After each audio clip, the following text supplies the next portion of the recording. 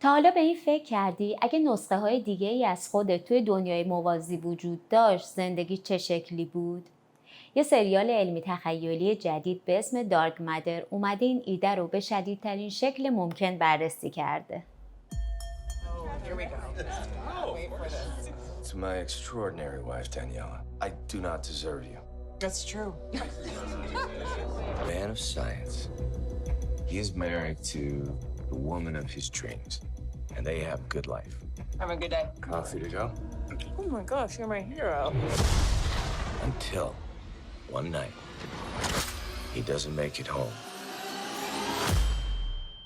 When he regains consciousness,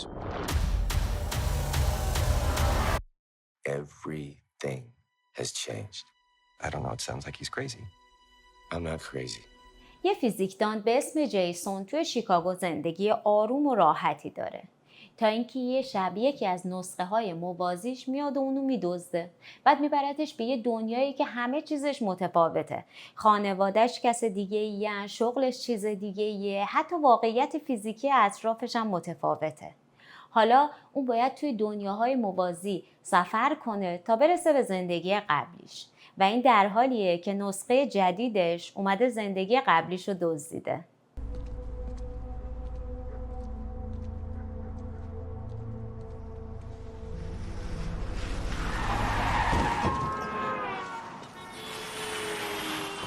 You dipshit!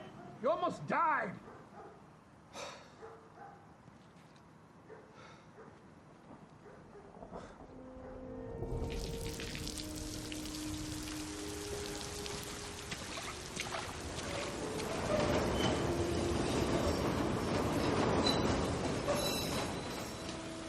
An excuse for a dollar.